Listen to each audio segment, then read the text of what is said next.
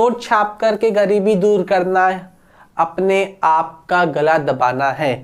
यानी तथास्तु बेटा, हम भी तुम्हें कर्ज देंगे, लेकिन इसके बदले हम तुमसे कुछ ब्याज लेंगे। लोन पर जब ब्याज मिलता है वही क्या है, वही इनका मेन सोर्स ऑफ इनकम है।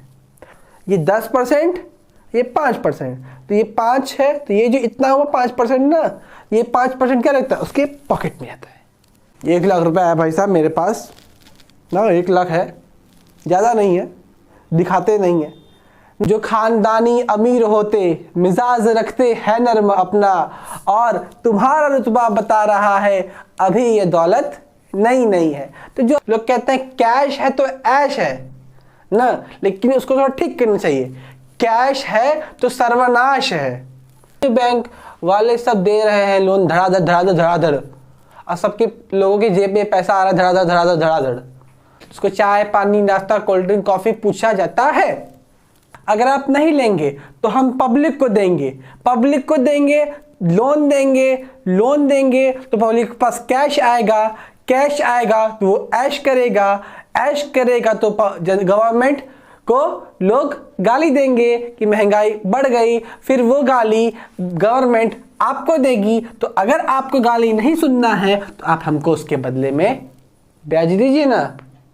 कोई तुम्हारा पैसा लेकर भाग गया तो पब्लिक को झंझना बजाने के लिए तो कम से कम कुछ पैसा चाहिए। नोट छापा जाए, धड़ाधड़ नोट छापी, पब्लिक पे उड़ा दी, लो भाई लो नोट लो। घट जाएंगे, बढ़ जाएंगे, बढ़ जाएंगे, घट जाएंगे। हेलो एवरीवन, आप सभी का समीक्षा कोचिंग क्लासेस यूट्यूब चैनल पर मैं शोभित रघुवंशी हार्दिक स्वागत करता हूं। आशा करता हूं आप सभी स्वस्थ और मस्त होंगे।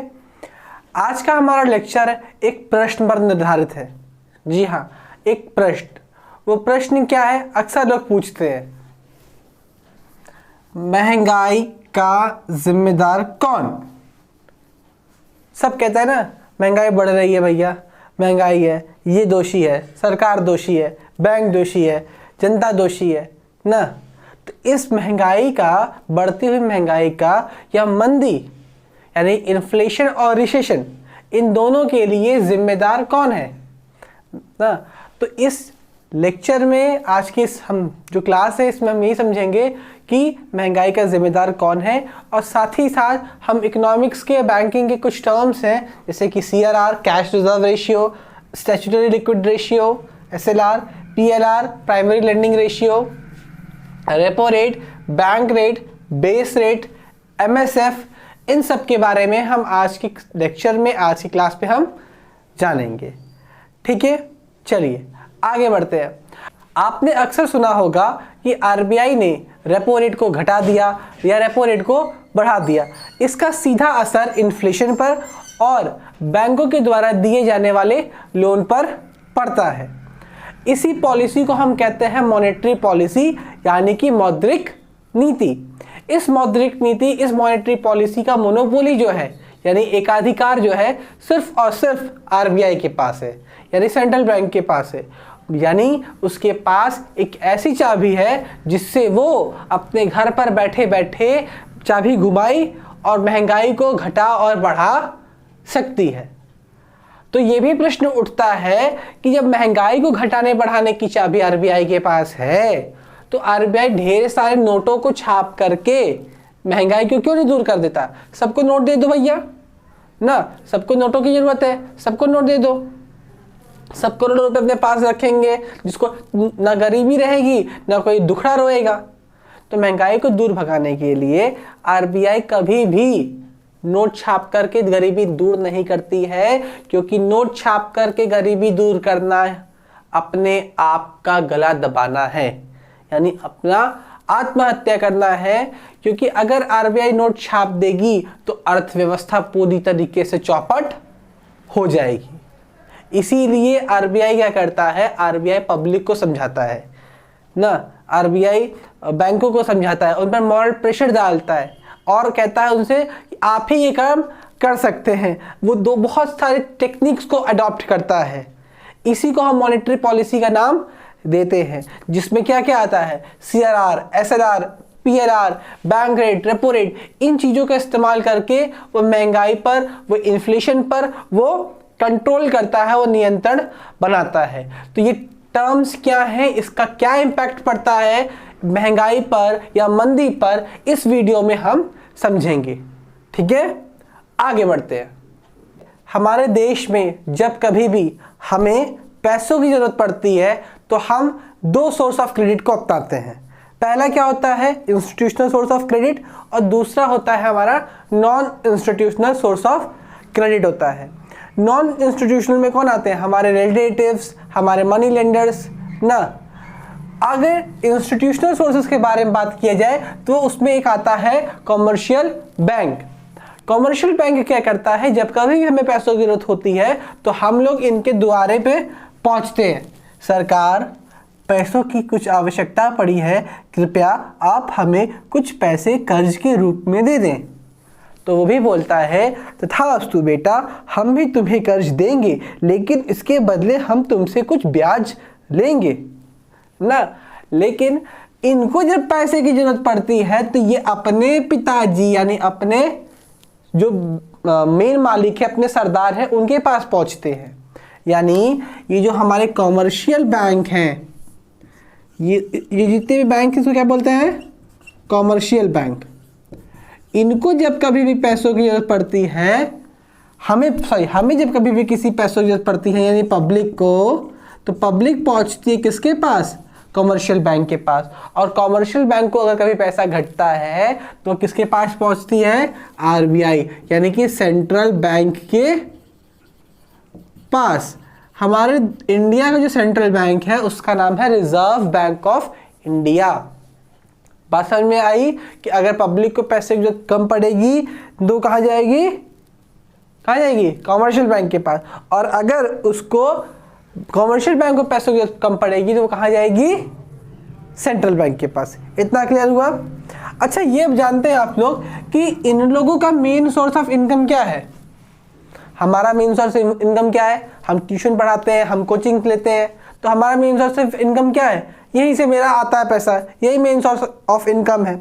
लेकिन इन लोग का क्या है, इन लोग का लोन देना नहीं है, लोन पर जो ब्याज मिलता है, लोन पर जो ब्याज मिलता है वही क्या है, वही इनका मेन सोर्स ऑफ इनकम है। तो क्या हम उसमें छेड़छाड़ कर सकते हैं, नहीं। ये चाहता है, कमर्शियल बैंक चाहते हैं कि हम अधिक से अधिक लोन पब्लिक को दें ताकि उससे अधिक से अधिक इंटरेस्ट हम चार्ज कर पाए। तो कभी कभी क्या होता है कि वो उसके पास पैसा नहीं रहता है ना, किसके पास, इनके पास पैसा नहीं रहता है।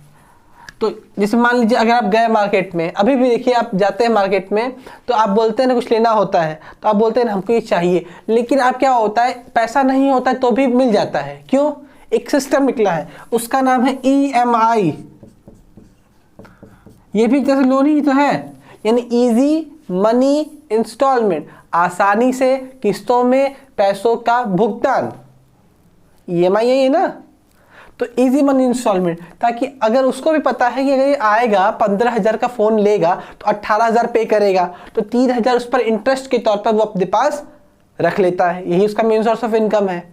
तो जब कभी भी कॉमर्शियल बैंक को पैसों की जरूरत पड़ती है तो ये आती है RBI के पास, सरकार हमें कुछ पैसों की जरूरत पड़ी है, तो सरकार बोलती है बैंक ऑफ बड़ौदा से या SBI से कि हम तुमको तो लोन दे देंगे बचवा, लेकिन ये बताओ कि तुम भी किसी न किसी को लोन दोगे, ये हम जानते हैं तुमको, क्योंकि तुम भी मेरी संतान हो।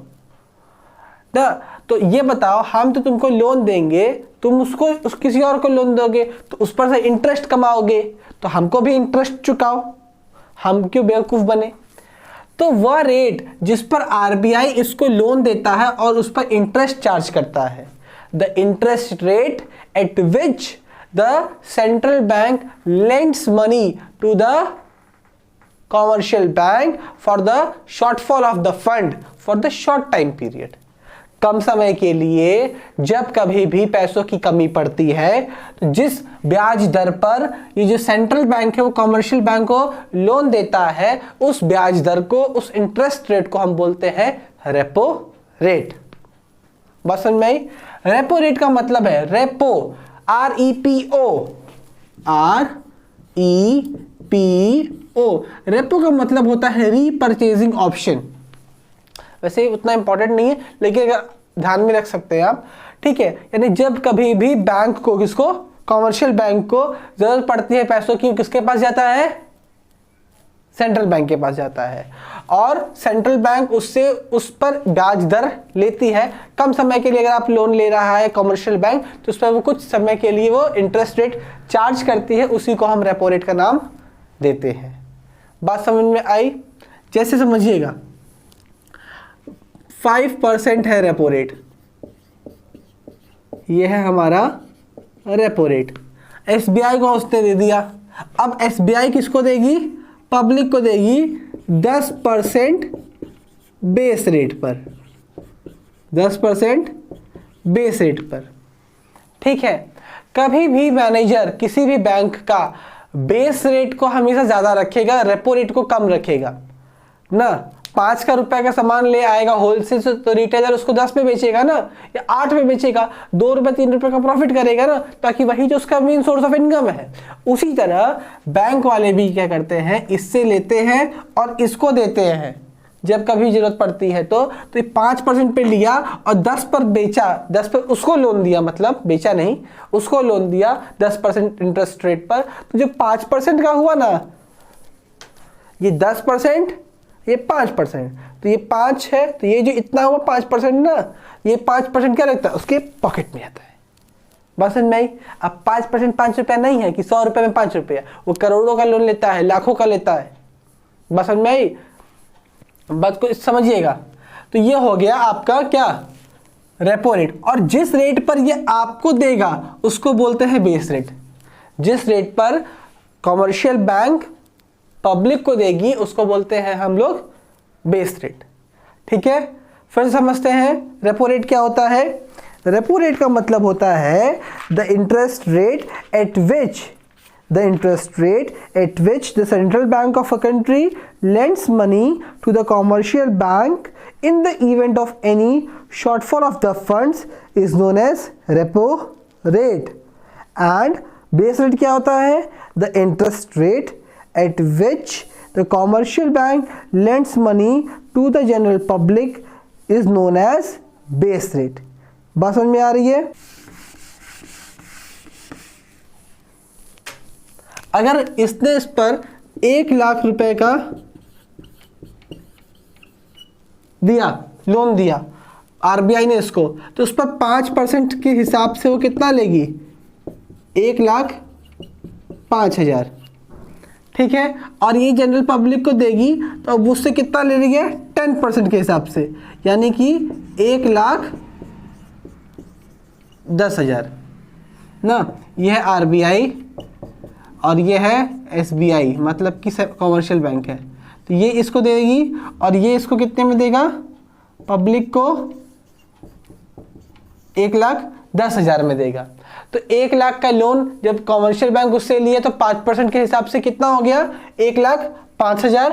और जब जनरल पब्लिक को दिया वो तो 1,10,000 हो गया। तो जो 5,000 हुआ वो उसकी क्या हुई, बैंक की इनकम हुई। बात समझ में आ रही है? जब अब पब्लिक के पास कितना रुपया पहुंचा, पब्लिक के पास तो पहुंचा 1 ही लाख रुपया ना, क्योंकि 10,000 तो उसको एक्स्ट्रा देना है ब्याज के तौर पर, ठीक है। अब बात को समझिएगा, महंगाई क्यों बढ़ रही है। जब कभी भी 1 लाख रुपया आपके पास आता है, पब्लिक के पास आता है, तो पब्लिक क्या करती है, बैंक से वो 1 लाख रुपया लेती है और यहाँ दबाती है और शान से चलती है। 1 लाख रुपया है भाई साहब मेरे पास ना, 1 लाख है, ज़्यादा नहीं है, दिखाते नहीं है ना। वो आपने सुनी होगी, बहुत अच्छी गज़ल है कि जो खानदानी अमीर होते मिजाज रखते हैं नर्म अपना, और तुम्हारा रुतबा बता रहा है अभी ये दौलत नई नहीं है। तो जो अभी अभी नए नए हुए हैं, जिसको 1 लाख का मिला हुआ है, वो तो गर्मी दिखाएगा ही, वो तो चौड़ी आएगा ही, वो तो पहुंच गया मार्केट में, भाई साहब कितने का सामान है, वो बोलेगा भैया इतने का है, लाओ। ये कितने का है, इतने का, लाओ। 1 लाख, उसको क्या लग रहा है 1 लाख मुफ्त में मिला है। मुफ्तखोर को ये नहीं पता कि 1 लाख उसको चुकाना भी है। और 1 लाख कैश मिला है ना, जब हमारे पॉकेट में कैश होता है, लोग कहते हैं कैश है तो ऐश है ना, लेकिन उसको थोड़ा ठीक करना चाहिए। कैश है तो सर्वनाश है ना। क्यों? क्योंकि जब जब आपके पास नगद रहेगा, पैसा हाथ में रहेगा, पॉकेट में रहेगा, आप उसको स्पेंड करने का जो स्पेंडिंग रेट है आपकी वो ज्यादा होगी। आप 2 मिनट के लिए खुद ही सोचिए, जब आपके पास नगद होता है तो आप फटाफट फटाफट बांटने की कोशिश करते हैं ना। कोई रखता है? नहीं, खर्च होते जाता है। लोग कहते हैं ना, अरे 500 का नोट तो डूबा नहीं, लप से खर्चा हो गया। क्यों? क्योंकि वो कैश है, कैश भागता है। और हम लोग बार्गेनिंग भी नहीं करते। जब भी मॉल में देखिए, जिसके पास खूब पैसा है, खूब कैश है, वो कोई बार्गेनिंग नहीं करेगा। कितने का है? 99 रुपीज का है, लेते आओ। तो इससे क्या होता है, जब कभी भी आप मार्केट में जाएंगे तो कोई चीज मान लीजिए 100 रुपए की है, ठीक है, अब आप उसको बोलेंगे तो बोलेगा मैम ये 100 की नहीं 120 रुपीज की है। आप बोलेंगे ठीक है लेते आओ, ठीक है मान लेते, आपने उससे ले भी लिया। कुछ देर बाद दूसरा कस्टमर भी आया, उसको भी बैंक से लोन मिला है 1 लाख रुपए का, वो भी आया, वो भी सोचा भैया इससे 120 चार्ज करते हैं। देखते ना, हमेशा ज्यादा लोग चार्ज करते हैं आपसे, क्योंकि उसका जानता है कस्टमर कम करवाएगा ही। अब बार बार जाते जाते क्या हुआ, लोग उसी पे ले रहे हैं, उसी रेट पर, तो शॉपकीपर को लगेगा कि मेरा 100 रुपए का रेट सही नहीं है। अब जब सारी पब्लिक इस पर मान जा रही है तो इसको हटा ही देते हैं और वो 120 पर ही बेचना चालू करने लगेगा। इससे क्या होगा, महंगाई बढ़ जाएगी। क्या होगा, महंगाई 100 रुपए की थी यानी 120 हुई, यानी सीधे 20% का क्या हो गया, इजाफा। 20% सीधे महंगाई बढ़ गई। बात समझ में आ रही है? हाँ, तो इस तरह से वो काम करता है। लेकिन इस पर देखती है सरकार कि यार ये कहाँ अटक रहा है, ये कहाँ प्रॉब्लम आ रही है। तो सरकार को दिखता क्या है, सरकार को दिखता है कि ये रहा, यही है जो बैंक वाले सब दे रहे हैं लोन धड़ाधड़, और सबके लोगों के जेब में पैसा आ रहा है धड़ाधड़ ना। तो बोलती है क्यों जी, क्यों दे रहे हो लोन? बोलता है सर लोन नहीं देंगे तो खाएंगे क्या, हमारे भी तो बीवी बच्चे हैं। तो बोलते हैं ये नहीं मानेगा। आरबीआई कहाँ जाती है, गवर्नमेंट कहाँ जाती है, आरबीआई के पास। आरबीआई ये एसबीआई मान नहीं रहा है, जरा चाबी घुमाओ तो, शुरुआत में बोलो ना चाबी है उसके पास, चाबी घुमाई ट्र, क्या हुआ, जैसे ही चाबी घुमाई ये होगा ट्र, हो गया 40%। रेपो रेट को बढ़ा दिया, जैसे ही रेपो रेट बढ़ा बेस रेट ऑटोमेटिकली बढ़ जाएगा। बात समझिएगा, मैंने शुरुआत में बोला था कि रेपो रेट हमेशा कम होता है, बेस रेट ज्यादा होता है। 1 लाख का उसने लिया था, 5% था, तो 1 लाख 5 में बेच दे रहा था। अब ये कितने का हो गया, 40%। तो अब लोन कितने का हो जाएगा, 1,40,000। और ये बेस रेट जो था हमारा, ये 40 क्या था, ये हमारा था रेपो, और बेस रेट क्या था हमारा। अब वो 40 हो गया तो कितना होगा, कम से कम 50 तो होगा ही, यानी अब वो कितने का हो गया, 1,50,000 का। तो अब बोलेगा भाई साहब ये बहुत ज़्यादा नहीं है, बोलेगा ज़्यादा तो है, लेकिन क्या करें, ये रेट महंगा वहीं से आया है। तो पब्लिक लोन लेना अवॉइड करेगा, लोन लेना अवॉइड करेगा तो उसके पॉकेट में कैश कम रहेगा, कैश कम रहेगा तो वो मार्केट में कम जाएगा, मार्केट में कम जाएगा यानी कि मार्केट में कैश का पेमेंट कम करेगा। बैंक से पेमेंट कर सकता है, कैश का पेमेंट कम करेगा, तो वो 120 रुपए वाली चीज क्या रहेगी, वो फिर से क्या हो जाएगी, उसको लगेगा शॉपकीपर को यार 120 पे कोई खरीद ही नहीं रहा है, वो फिर से अपना रेट क्या कर देगा, 100 रुपया सेट कर देगा। तो ऑटोमेटिकली क्या होगी, जो इन्फ्लेशन थी वो फिर से नियंत्रण में आ जाएगी। बात समझ में आया आपको कि किस प्रकार से ये पूरा महंगाई का जो झोलमाल है, कौन जिम्मेदार है, थोड़ा आपको समझ में आ रहा होगा। ठीक है, रेपो रेट, बेस रेट और इन सब के बारे में आपको समझ में आया ही होगा। आपने सुना होगा या आपने देखा भी होगा कि इसके पूर्व सालों में, पिछले सालों में जब कोविड का दौर था तो मोदी जी ने रेपो रेट को, उस समय जो हमारे उर्जित पटेल थे, जो हमारे गवर्नर थे, उन्होंने क्या किया था, उन्होंने रेपो रेट को घटा दिया था। रेपो रेट को घटाने से क्या हुआ कि रेपो रेट जैसे ही घटा लोगों को लोन मिलना चालू हो गया। मोदी जी बोले कि रेपो रेट को घटाओ, जैसे ही रेपो रेट को कम किया गया लोन मिलने लगा। पब्लिक को बिजनेस स्टार्ट करने के लिए, इन्वेस्टमेंट करने के लिए, स्टार्टअप शुरुआत करने के लिए पैसा मिलने लगा।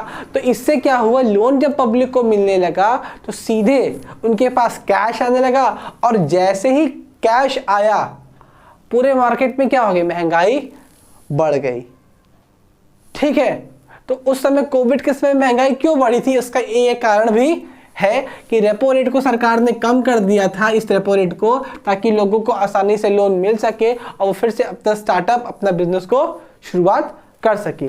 बात समझ में आ रही है कि नहीं? तो यही सब क्या है, समस्याएं थी। आगे हम समझते हैं कि रेपो रेट जो होता है वो शॉर्ट टर्म के लिए, मैंने बोला ना, रेपो रेट का डेफिनेशन फिर से देखते हैं।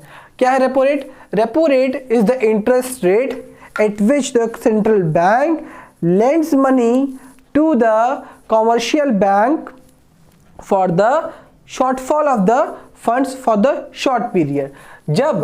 जब कम समय के लिए चार्ज करती है, और कौन, सेंट्रल बैंक कमर्शियल बैंक से, तो उसको बोलते हैं रेपो रेट। अब ये टाइम की पीरियड क्या होता है, इस पर एक समय ध्यान देते हैं।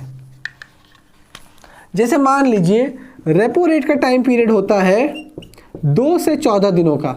अगर आपको 2 से 14 दिनों के लिए पैसों की ज़रूरत है तो आप रेपो रेट के हिसाब से चार्ज करते हैं। अगर आपको एक दिन के लिए, कभी कभी एक दिन के लिए पैसे की जरूरत पड़ती है, या फिर ओवरनाइट की जरूरत पड़ती है, रात में जो सुबह हम बैंक खुलते ही दे देंगे, उसको क्या बोलते हैं, MSF बोलते हैं, यानी कि मार्जिनल स्टैंडिंग फैसिलिटी बोलते हैं। ये मार्जिनल स्टैंडिंग फैसिलिटी क्या होती है, समझिएगा बात को, इसका जो रेट होता है वो इससे ज़्यादा होता है। एक दिन के लिए लेने जा रहा है तो अचानक से उसको पैसे की तुरंत जरूरत है, तो थोड़ा सा उसका रेट जो है वो रेपो रेट से ज़्यादा रहेगा। ठीक है, और लास्ट में आता है बैंक रेट। क्या होता है बैंक रेट, इसको भी समझिए। जब आपको मोर देन 14 डेज के लिए चाहिए, वैसे 14 डेज से ज़्यादा के लिए वैसे चाहिए, बैंक को नहीं होता है, कि बात उसके पास वैसे इतना पैसा आता है, पब्लिक का इतना डिपॉजिट आता है, तो उसको जरूरत पड़ती नहीं है। तो जब रेपो रेट क्या होता है, जब bank, commercial bank central bank को देती है कम समय के लिए पैसा, 2 से 14 दिनों के लिए ना, जब कभी भी उसे पैसे की जरूरत पड़ती है तो उसे रेपो रेट कहते हैं। एक दिन के लिए देती है MSF कहते हैं, यानी मार्जिनल स्टैंडिंग फैसिलिटी कहते हैं। और 14 दिन ये उससे अधिक के लिए देती है, यानी the interest rate at which central bank lends money to the commercial bank to meet the shortfall of the fund for long time, लंबे समय के लिए ना, तो उसको क्या बोलते हैं, बैंक रेट बोलते हैं। बात समझ में आई? रेपो रेट, MSF, ये सब क्या होता है, समझ में आया आप लोग को? सबको समझ में आया? चलिए आगे बढ़ते हैं। आगे क्या है, हमने बात किया कि 2 तरह के भी है। मान लीजिए हमारा बैंक,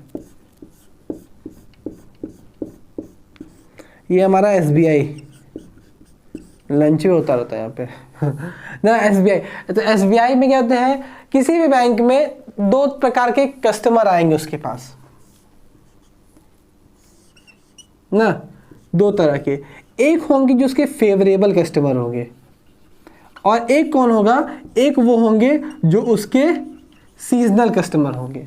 फेवरेबल कस्टमर वो होते हैं जिनका पहले से उस बैंक में खाता होता है, और उसमें उस खाते में इतना पैसा है जिसमें बैंक को काफ़ी अच्छा इंटरेस्ट मिल रहा है। तो बैंक वाला क्या बोलेगा, ये तो हमारा फेवरेट ग्राहक है, तो इसको हम कम रेट में लोन देंगे अगर ये आएगा।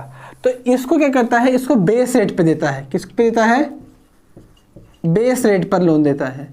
मान लीजिए कितना है, 8% पे।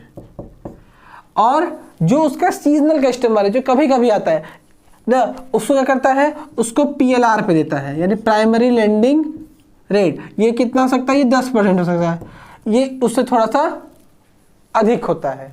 सीजनल वाले की पूछ थोड़ी कम रहती है। क्यों, इसलिए कम होती है क्योंकि ये कभी कभी ही आता है। लेकिन ये जो फेवरेबल कस्टमर होता है, इसका पहले से उसमें अकाउंट है, उसको चाय, पानी, नाश्ता, कोल्ड ड्रिंक, कॉफी पूछा जाता है। क्या, फिर से, जब फेवरेबल कस्टमर होता है तो उससे बैंक वाले क्या, चाय, कॉफी, नाश्ता, पानी, पूरी पूछा जाता है ना। चलिए, चाय पानी पूछा जाता है। SBI वाले तो खुद ही खाते, तो पूछेंगे तो है, ये है। चलिए बात समझ में आई? ये सब आपको समझ में आ गया होगा कि रेपो रेट क्या होता है, बेस रेट क्या होता है, प्राइमरी लेंडिंग रेट क्या होता है, जिस पर बैंक वाले चार्ज करते हैं पब्लिक से। किससे? जो सीजनल पब्लिक है, जो नॉर्मल पब्लिक है उससे, जो उस बैंक से उसका कोई संबंध नहीं है, तो उससे जिस पर बात करते हैं, जिस रेट पर लेते हैं उसे प्राइमरी लेंडिंग रेट भी कहते हैं। और बेस रेट जिस पे फेवरेबल कस्टमर से लेते हैं। रेपो रेट क्या होता है? जिस पर कॉमर्शियल बैंक, आरबीआई को, कॉमर्शियल बैंक है जो, सॉरी सेंट्रल बैंक जो है वो कॉमर्शियल बैंक को लोन देती है उनकी ज़रूरतों को पूरी करने के लिए, शॉर्ट टाइम के लिए। और अगर लॉन्ग टाइम के लिए उसे चाहिए, 14 दिनों से अधिक के लिए चाहिए, तो जिस रेट से वो सेंट्रल बैंक कॉमर्शियल बैंक को देती है उसको क्या बोलते हैं? उसको बोलते हैं बैंक रेट। ठीक है, चलिए आगे बढ़ते हैं, देखते हैं रिवर्स रेपो रेट क्या होता है। जब कभी भी बैंक के पास बहुत अधिक पैसा हो जाता है, यानी शनिवार या रविवार को, या कभी हॉलीडे पड़ गया 3-4 दिनों के लिए, तो बैंक क्या सोचता है कि इन पैसों को हम आरबीआई को दे देते हैं और इसके बदले में हम थोड़ा सा इंटरेस्ट कमा लेते हैं। बात समझिएगा। तो कमर्शियल बैंक क्या बोलता है कि देखो आरबीआई, देखिए सेंट्रल बैंक, हमारे पास कुछ पैसा है, उसको आप ले लीजिए, उसके बदले में आप हमको पैसा का इंटरेस्ट दे दीजिएगा। तो आरबीआई वाले मना भी करते हैं। तो कमर्शियल बैंक बोलता है कि देखिए आपके पास भले चाबी हो, लेकिन हमारे पास भी चाबी है। अगर आप नहीं लेंगे तो हम पब्लिक को देंगे, पब्लिक को देंगे, लोन देंगे, लोन देंगे तो पब्लिक के पास कैश आएगा, कैश आएगा तो वो ऐश करेगा, ऐश करेगा तो गवर्नमेंट को लोग गाली देंगे कि महंगाई बढ़ गई, फिर वो गाली गवर्नमेंट आपको देगी। तो अगर आपको गाली नहीं सुनना है तो आप हमको उसके बदले में ब्याज दीजिए ना। कौन बोलता है? कमर्शियल बैंक बोलता है।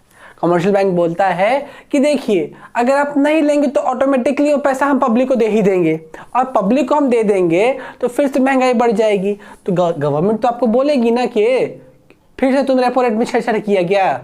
तो इससे अच्छा आप अभी मेरी बात मानिए, आप हमको ही दे दीजिए, मेरे पास पैसा है। तो आरबीआई बोलती है अच्छा ठीक है, लेकिन इतना बेवकूफ़ मत समझना कि जिस रेपो रेट पे हमने तुमको दिया है उसी रिवर्स रेपो रेट पर, उसी रेट पे हम तुमसे लेंगे ना। क्यों? क्योंकि हमारे पास बहुत पैसा है, बस तुम्हारे लिए हम ले रहे हैं कि तुम ये जो नौटंकी कर रहे हो इसलिए ना, ताकि तुम्हारा भी भला हो जाए, हो तो मेरी ही संतान ना। तो बोलता है चलो ठीक है।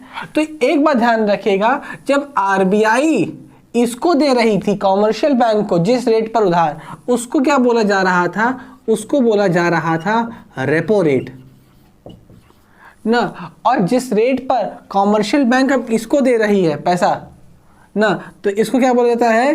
Reverse repo rate. Reverse repo rate. बहुत लोगों में कंफ्यूजन रहता है, लोग बोलते हैं कि कॉमर्शियल बैंक कहाँ पैसा दे देगी।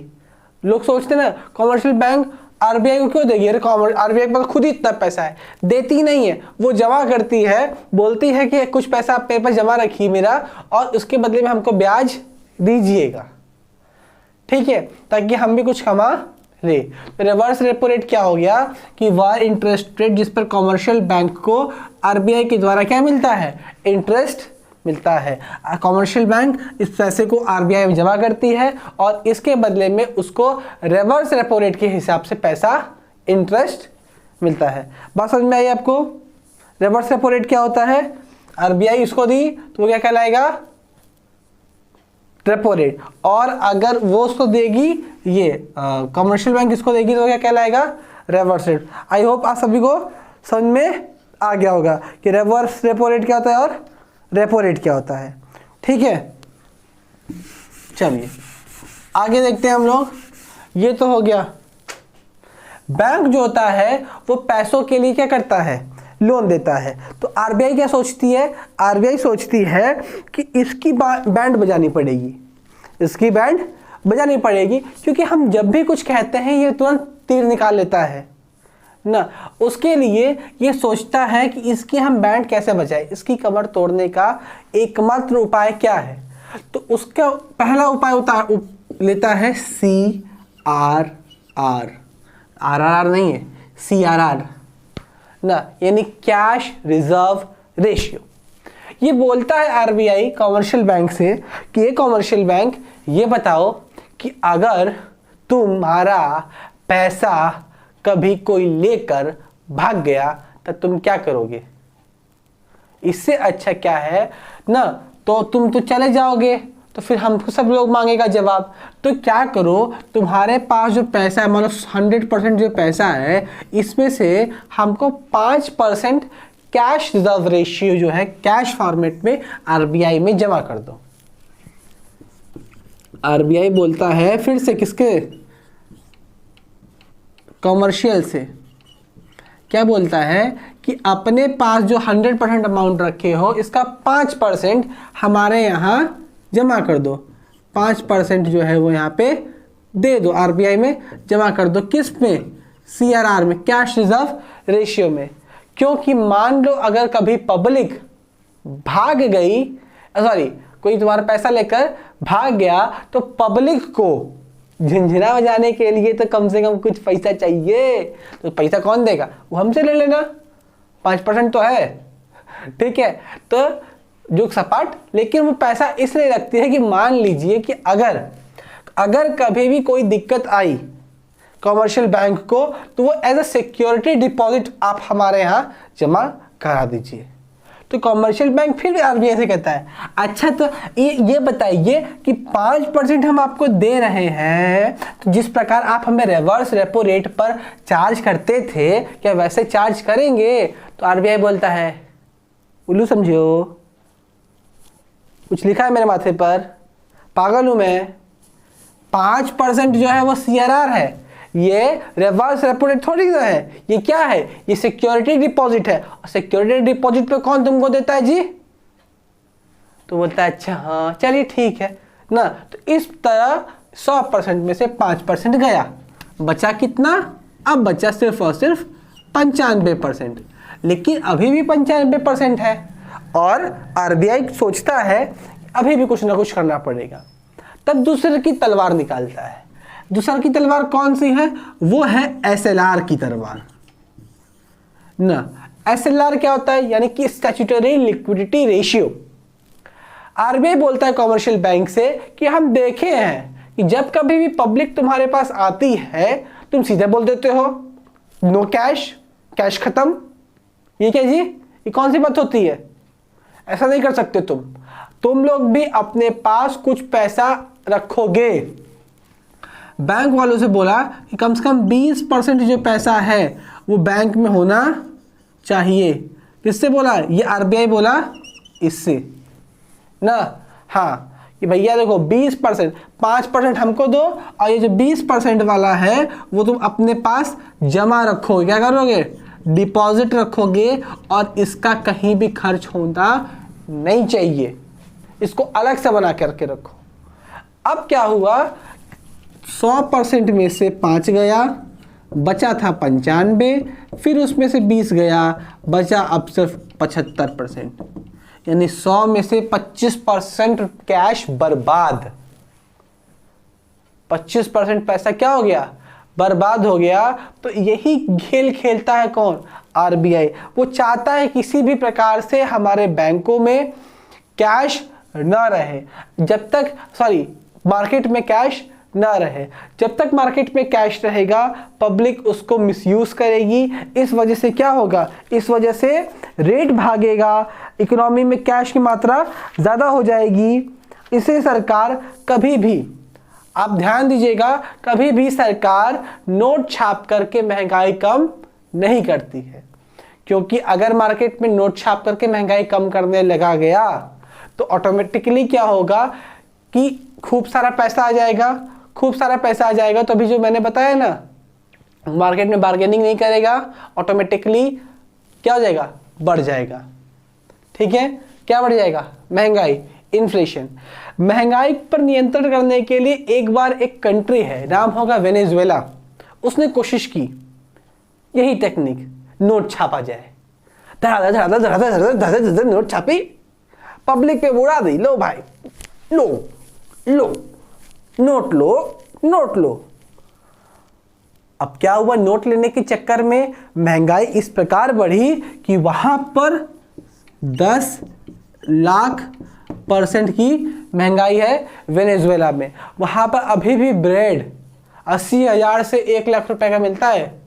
आप अगर नहीं है तो आप जा करके देख लीजिए गूगल पर कि सबसे ज़्यादा महंगाई वाला देश कौन सा है महंगा, वो वेनेजुएला ही है। क्यों? क्योंकि उसने भी यही गलती की ना, नोट छापा। आज हमारे इंडिया में कितनी महंगाई का रेट, इन्फ्लेशन रेट है 4.7%। 2021-22 का डेटा मैं बता रहा हूँ, 4.7% है महंगाई, इन्फ्लेशन रेट हमारे इंडिया में। तब इतना हम लोग कह रहे हैं हाय राम पीट रहे हैं ना। और वेनेजुएला में अभी कितनी है, 2.8 लाख का रेंट बता रहा हूँ। ये मैंने 10 लाख% तब की बताई थी जब उसने ये इनिशिएटिव लिया था नोट छापने वाला, तब हुआ था। अब घटते घटते कितना हो गया, 2.8 लाख% वहाँ की महंगाई है। अभी भी वहाँ पे बहुत महंगा सामान मिलता है। ठीक है, तो ये जो कॉन्सेप्ट है हमारे माइंड में कि पहला कि महंगाई के लिए जिम्मेदार कौन है, तो महंगाई के लिए सिर्फ और सिर्फ जिम्मेदार है कैश। इसीलिए सरकार क्या करती है, डिजिटल पेमेंट को प्रोत्साहन दे रही है ना, डिजिटल पेमेंट को अप्लाई करिए, डिजिटल ये करिए, डिजिटल वो करिए, ऑनलाइन पेमेंट करिए, यूपीआई करिए ना, ताकि बैंक के पास ही पैसा रहे। बैंक के पास पैसा रहेगा तो सिक्योर है एक तरीके से, इस बैंक से उस बैंक में, उस बैंक से उस बैंक में। और सारे बैंक किससे जुड़े हुए हैं, आरबीआई से जुड़े हुए हैं, तो वो सारा इकट्ठा करके रखा रहेगा। लेकिन कैश रहेगा मार्केट में ना, तो महंगाई क्या होती है, बढ़ती है। और महंगाई बढ़ेगी तो नोट छाप करके कोई हम काम नहीं कर सकते। जिसका साफ एग्जांपल मैंने बता दिया, वेनेजुएला एक कंट्री थी, वहां पे उसने भी एक कोशिश की और उसकी आज बहुत दुर्दशा है। ठीक है, चलिए आगे बढ़ते हैं। जैसे ही आरबीआई क्या करेगी, बैंक रेट को, रेपो रेट को, सीआर और एसएलआर, एमएसएफ, इन सबको बढ़ाएगी, ऑटोमेटिकली क्या होगा, लोन बंद हो जाएगा। और लोन देना जैसे ही बंद होगा, ऑटोमेटिकली महंगाई भी कंट्रोल में आ जाएगी। हमारी जो मॉनेटरी पॉलिसी है, CRR, SLR, repo rate, bank rate या एमएसएफ, मार्जिनल स्टैंडिंग फैसिलिटी, इन सब चीज़ों को जैसे ही मैं इंक्रीज करूंगा, इसका सीधा असर कहाँ पड़ेगा, इसका सीधा असर इन पॉइंट्स पे पड़ेगा। मैं लिख लेता हूँ पहले, इंटरेस्ट। इसका ट्रिक है, याद रखिएगा, आई एल यानी लोन, सी, आई मतलब इंटरेस्ट, एल मतलब लोन, सी मतलब कैश फ्लो, सी मतलब कैश फ्लो, डी मतलब डिमांड, पी मतलब प्राइस, हाँ डिमांड और प्राइस, और उसके बाद इन्फ्लेशन, उसके बाद क्या मैंने बोला, इन्फ्लेशन। तो ये इन सब चीज़ों पे क्या पड़ेगा, इसका असर पड़ेगा। इन्फ्लेशन मतलब महंगाई पर पड़ेगा। जैसे ही आरबीआई इन मॉनेटरी पॉलिसी पे उंगली घुमाएगा ऐसे तो इस सब पर असर पड़ेगा। जैसे ही मॉनेटरी पॉलिसी बढ़ी, सीआरआर बढ़ गया ना, रेपो रेट ज़्यादा हो गया, बैंक रेट हो गया, तो क्या होगा, इंटरेस्ट भी क्या हो जाएगा, ज़्यादा हो जाएगा। इंटरेस्ट क्या हो जाएगा, ज़्यादा हो जाएगा। ऐसे समझ में नहीं आएगा ना। जैसे मान लीजिए ये है बढ़ गया, मान लीजिए ना, रेपो रेट बढ़ गया तो इंटरेस्ट भी ज़्यादा देना पड़ेगा। 1 लाख पे 40% जब चार्ज करने लगा गया तो 1,40,000 हो गया। ठीक है, तो इंटरेस्ट क्या हो गया, बढ़ गया। लोन क्या हो जाएगा, लोन लेना पब्लिक मना कर देगी, लोन क्या हो गया, घट गया। मार्केट में कैश रहेगा, नहीं रहेगा, नो कैश नो ऐश, कैश फ्लो भी घट गया। डिमांड ऑटोमेटिकली घट गई। मार्केट में प्राइस बढ़ेगा नहीं, घट जाएगा। महंगाई घट जाएगी। बस समझ में आई। और जैसे ही ये उल्टा हो गया, यानी कि इन सब को घटाया गया, इन सब का भी अपने आप ये सब भी बदल जाएंगे। जैसे ही मॉनेटरी पॉलिसी, ये जो मॉनेटरी पॉलिसी है, जो repo rate, bank rate, MSF और ये सब घटेंगे, तुरंत इंटरेस्ट क्या हुआ, जैसे ही इंटरेस्ट भी घट जाएगा, लोन लोगों को देने लगेंगे, लोग कैश भी देने लगेंगे। लोन दिए तो उस पर कैश बढ़ेगा, कैश बढ़ा तो मार्केट में उस चीज़ की डिमांड बढ़ेगी, डिमांड बढ़ते ही क्या हो जाएगा, प्राइस भी बढ़ेगा, और इस तरह से क्या हो जाएगी, इन्फ्लेशन भी बढ़ जाएगा। तो अगर आपसे कोई पूछेगा कि महंगाई बढ़ाने के लिए क्या करती है सरकार, तो जब कभी भी सरकार यानी आरबीआई सरकार नहीं, RBI repo rate, bank rate, CRR SLR को बढ़ाएगी तो क्या होगा, महंगाई भी क्या हो जाएगी, घट जाएगी। जब रेट बढ़ेगा, जब इंटरेस्ट रेट बढ़ेगा, जब सीआरआर एसएलआर बढ़ेंगे ना, तो क्या होगा, महंगाई कम हो जाएगी, इन्फ्लेशन कम हो जाएगा। ठीक है, लेकिन जब कभी भी इनको घटाएगी, रेट को घटाएगी, तो महंगाई बढ़ जाएगी। बात समझ में आया? आई होप कि आप सभी को कैश रिजर्व रेशियो समझ में आया होगा, एसएलआर समझ में आया होगा, repo rate, bank rate, MSF समझ में आ गया होगा। एक बार फिर से मैं सब कुछ को रिकैप करता हूं, चलिए दोहराइए मेरे साथ। सबसे पहले मैंने क्या बोला, महंगाई के लिए जिम्मेदार कौन है? महंगाई के लिए जिम्मेदार सिर्फ और सिर्फ है कौन है? कैश है। कैश है तो ऐश है? नहीं, ये बात गलत है। कैश है तो सर्वनाश है ना। क्यों? जो कि पैसा रहेगा, हम लोन के लिए किसके पास जाएंगे? कमर्शियल बैंक के पास जाएंगे। कमर्शियल बैंक किसके पास जाएगा? आरबीआई के पास जाएगा। आरबीआई बोलेगा मैं तुमसे लोन लूंगा, इंटरेस्ट चार्ज करूंगा, क्योंकि तुम भी इंटरेस्ट चार्ज करोगे। तो जिस रेट पर आरबीआई लेगा उस रेट को बोलते हैं, शॉर्ट टर्म के लिए ले रहा है तो उसको बोलते हैं हम लोग रेपो रेट। एक दिन के लिए ले रहा है तो उसको बोलते हैं मार्जिनल स्टैंडिंग फैसिलिटी। और 14 दिनों से अधिक के लिए लेता है तो उसको बोलते हैं बैंक रेट। आगे हमने बात किया रिवर्स रेपो रेट की। जब कभी भी बैंक के पास अधिक पैसा आ जाता है तो वो किसको जमा कर देती है?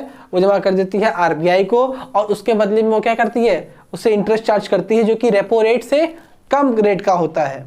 ठीक है, उसके बाद उसको इंटरेस्ट मिलता है।